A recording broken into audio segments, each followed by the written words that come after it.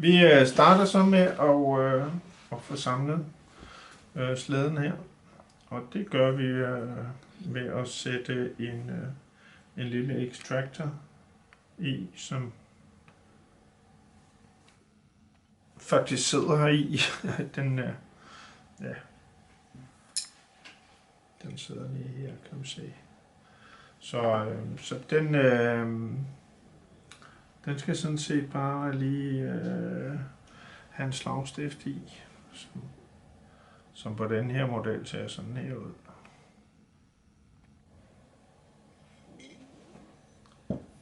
Og der er det her, der er så sjovt med sådan en 1911, det er, hver gang man skal se at sætte den her lille plade, så falder det hele lidt ned, og så skal man sidde og fumle lidt. Så det vil jeg lige skåne jer for. Men lige vise, at det, der vender nedad på den plade her, altså i bunden af slæden, det er selve rundingen. Så jeg sætter den lige i. Sådan ser det ud, når slagstifter det hele, der sidder i. Nu er den her extractor lige blevet skiftet, så den er desværre blevet sort, men man kan jo selvfølgelig måske glasblæse den eller et eller andet, så den får samme finish. Næste, det er at få samlet resten her. Så der skal vi have Sear, og så den her bandit i, som jo er den, der ligesom går hen og føler her, eller ligesom låser Searet. Når den kommer til det her, så løfter den tilstrækkeligt meget op til, at den ligesom kan lægge det på plads. Så de skal sidde på den måde, at den her, den har ligesom en glat flade, som skal vende den vej indad, og så har vi selve Searet.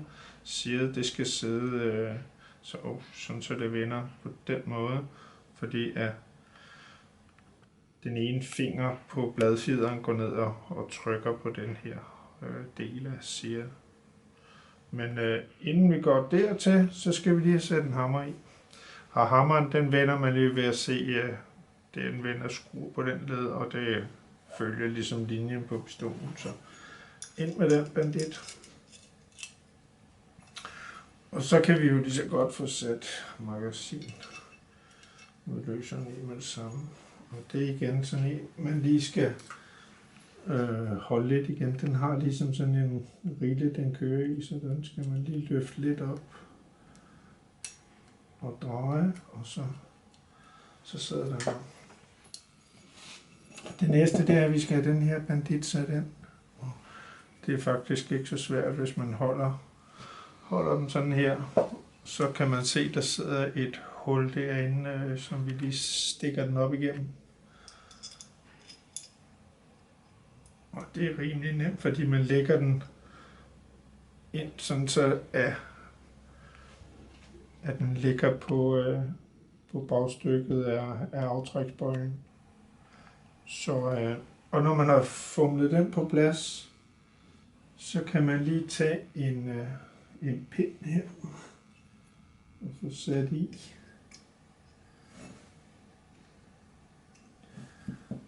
Og det er denne her. Og de kan faktisk kun vende på en måde, for der er lige en meget tynd kant på. Så den passer i. Der skal vi lige have fundet det på plads.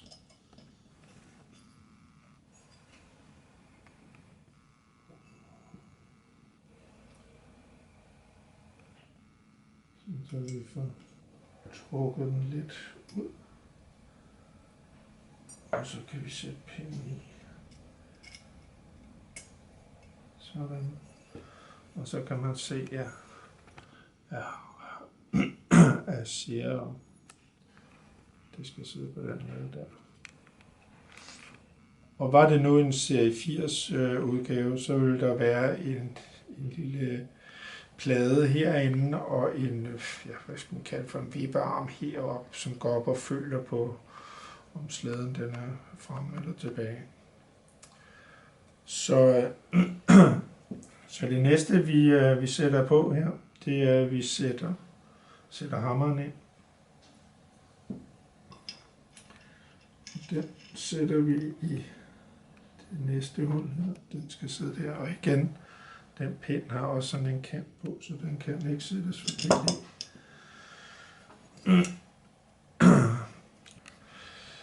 Ja, så skal vi have sat bladfjederen ind, så man lige kører ned sådan her. Så den falder ind i en rille, der sidder nede i bunden, eller også så kommer det lige den anden vej for. Det er sådan lidt ligegyldigt.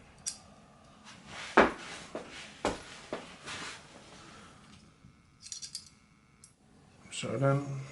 Og så lige for at holde det hele lidt sammen, så sætter vi den bandit i. Og så næste del, det er, at vi skal lige have den ned og fange i hullet hernede i mainspring house. Den kan bare lige trykke det op. Den skal ikke trykkes helt op, fordi vi mangler at få sat beavertagen på, så den sætter vi lige på med sådan. Sådan der. Og så har vi sikringen her, som vi lige skal have på plads. Og den kan man ikke lige få helt ind, fordi der sidder jo den der bandit dernede, som vi skal trykke sammen. Så den tager vi lige en skruetrykker og lige trykker ned. Sådan der. Den kommer bare lige til at ligge på kanten til at starte med, fordi den falder først. Man kan først trykke den ordentligt ned, når det er, man ligesom spænder fjederen eller hammeren.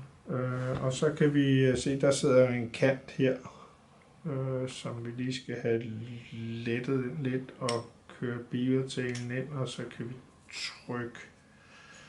trykke den her. Og så skal vi lige have pinden i her, og den kan vi lige give et par tæsk. Næste, det er som sagt, når det er, at man skal have trykket sikringen helt på plads, så kan man lige holde den der, og så lige spænde. Så skulle den være til at trykke helt ned. Når sikringen så trykker på plads, så kan man lige få testet om aftrækket det fungerer som det skal. Det og selvfølgelig lige tjekke sikringen når man er i gang.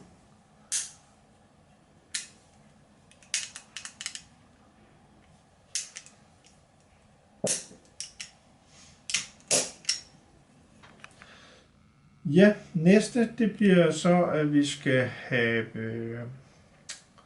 monteret det her sjov her. Der lægger vi jo lige en pibe. Og den skal vi selvfølgelig lige på først. Og det her, det er virkelig i noget paskram. Altså den her, den går bare tight fit. Så der er ikke noget slaskeri på den. Og den drejer man lige ind der, og så drejer man den en halv omgang derovre. Så sidder den der sådan set. Og så kan vi lige fortælle lidt om det her barrel link her.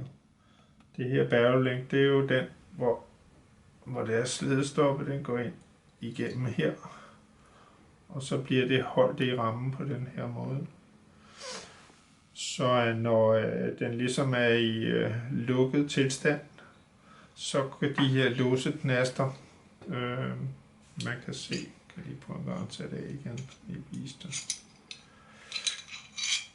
Så sidder de her låseknaster her, de går op i slæden, hvor der også sidder nogle udfræsninger.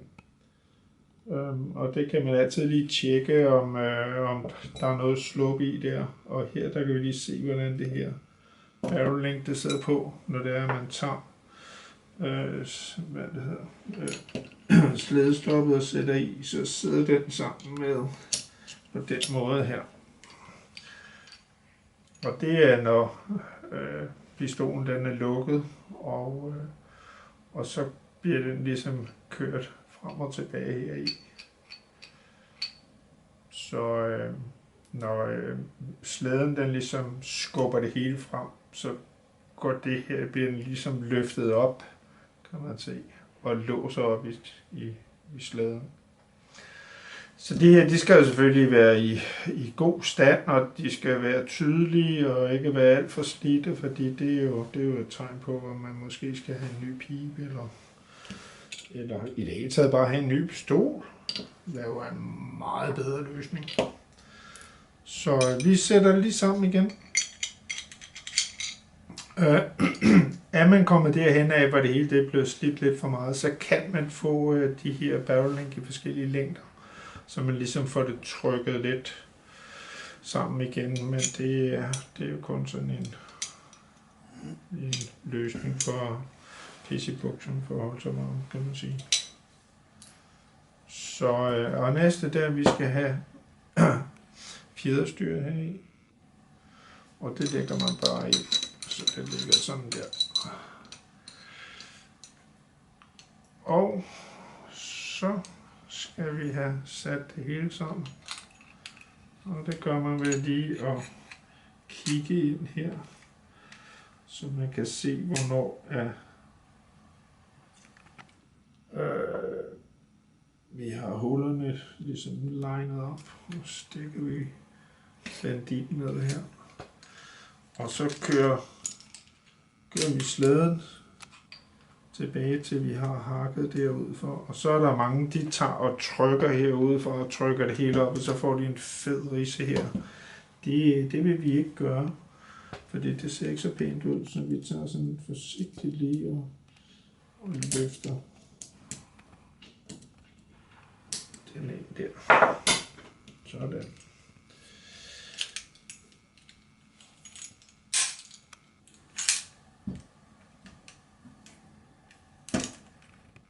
Den går godt nok stramt, den pivebørstning. Så der skal vi så have den her trykket ned. Vi lige fjederen her sammen, og så kører vi pibebørsten hen, sådan så den lige ligger på kanten der. Så kan vi lige tage nøglen og